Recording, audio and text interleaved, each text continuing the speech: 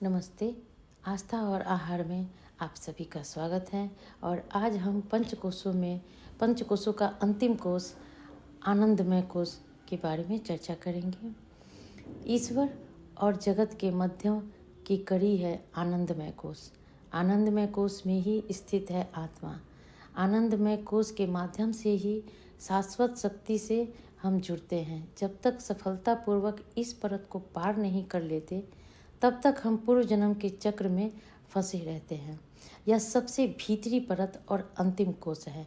आनंद में आत्मा हमें याद दिलाती है कि जब चीज़ें कठिन होती है तब भी जीवन अच्छा रहता है या अच्छा हो सकता है और जीवित रहना एक उपहार है। यह कोश हमारे व्यक्तित्व द्वारा पोषित वासनाओं या इच्छाओं को धारण करता है और हमारी आत्माओं ने कई पूर्व जन्मों के माध्यम से जो अनुभव किया है उसे ही ये प्रकट करता है। इसे हम और अच्छे से समझते हैं एक गुरु और शिष्य के संवाद के रूप में। गुरु आनंदमय कोश के बारे में अपने शिष्य को ये समझाते हुए कहते हैं और एक कहानी सुनाते हैं कि एक स्थान पर एक साहूकार ने भोजन करने को मेरे निमंत्रण किया था। मैं उस समय वहाँ पहुँचा। ये गुरु शिष्य को कह रहे हैं। साहूकार ने भोजन में अनेक सामग्री प्रेम पूर्वक तैयार कराई थी। पुण्य सत्कार सहित उसने मुझे भोजन करने को बैठाया। उस समय मैंने मौन होकर भोजन करने का नियम रख रखा था और पात्र में जितना भोजन हो सभी खा जाता था। शेष भोजन मैं नहीं छोड़ता था। यह मेरा आदिकाल से नियम था। कभी भोजन से विशेष होता तो भी मैं खा जाया करता था। मैं भोजन करने लग गया। अनेक प्रकार के मिष्ठान थे और कई प्रकार के अचार तरकारियाँ भी थीं। उसमें तुरई की तरकारी भी थी। जब मैं उसे खाने लग गया तो मालूम हुआ कि तुरई थोड़ी कड़वी थी। प्रथम तो मैं थोड़ा थोड़ा मिष्ठान खाता रहा। फिर मेरे जी में विचार आया कि मिष्ठान खाने के पीछे पेट भर जाने पर कड़वी तुरई खाई नहीं जाएगी और मुझे भोजन में से कुछ छोड़ना भी नहीं है, इसलिए तुरई प्रथम ही खा लेनी चाहिए। ऐसा विचार कर तरकारी बहुत खाने लग गया और मिठाई बहुत कम खाई। साहूकार की स्त्री जो मेरे भोजन की थाल को देख रही थी, थाल में तुरई कम देखकर और तुरई ले आई और मेरे मना करने से प्रथम ही उसने बहुत सारी तुरई परोस दी। मैं तो तरकारी निपटाना चाहता था। बहुत सी परोसी हुई देखकर घबराया, परंतु करूं तो करूं क्या। मौन रहने के कारण मुख से कह नहीं सकता था कि वो मुझे बहुत ही कड़वी मालूम होती थी, खाई नहीं जाती थी। धीरे धीरे खाने लग गया। सबसे प्रथम मुझे ही भोजन करने को बैठाया था। घर वाले किसी को मालूम न था कि तरकारी कड़वी है।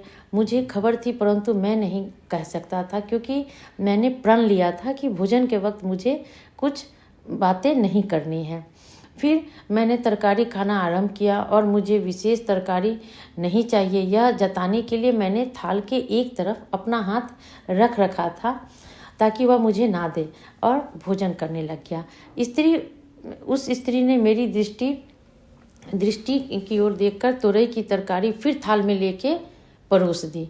अब क्या करना। वह स्त्री समझती थी कि महाराज जी को तुरई की सब्जी बहुत पसंद है, स्वादिष्ट लगी है। अंत में जैसे तैसे भोजन करके उठा और बहुत सी तरकारी और मिठाई खाने से मैं घबरा गया था, इसलिए उसी स्थान पर मैं लेट गया और बस उसके बाद दो चार बार उनको वॉमिटिंग हुई। घर वाले मुझे बेहोश देखकर घबरा गए कि उस दिन मैं अपने स्थान पर ना पहुंच सका, वहीं रहा। और जब शांति हुई तो मैंने तुरई की कथा सबको सुनाई। सुनकर सब बहुत ही दुखी हुए।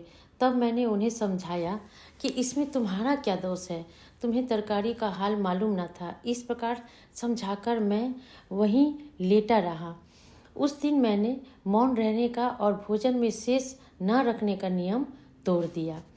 जैसे मैं जानते हुए भी मौन रूप आर होने के कारण बोल न सका, इसी प्रकार सुषुप्ति अवस्था का हाल है। उस समय बुद्धि के अभाव में मौन से जीव जानता हुआ भी कुछ नहीं कह सकता है। जैसे मैंने भोजन के पीछे तुरई की बात कही थी, क्योंकि उस समय मौन का बंधन था। मौन होने की वजह से मैं कुछ कह नहीं सकता था। इसी प्रकार जब बुद्धि भाव रूप में आती है तब जीव अपने अनुभव का वर्णन करता है। अब हम जानेंगे कि हमारे आनंदमय कोश को हम किस प्रकार उसको जागृत कर सकते हैं। और इसके लिए सबसे पहले पूर्व दिशा की ओर बैठेंगे और सुखासन में ही बैठेंगे। डीप इनहेल एक्सेल करेंगे डीप ब्रीदिंग के बाद। Deep breathing at least 5 to 10 times करेंगे, ताकि आपका मन और मस्तिष्क दोनों ही अच्छी तरह से शांत हो जाए।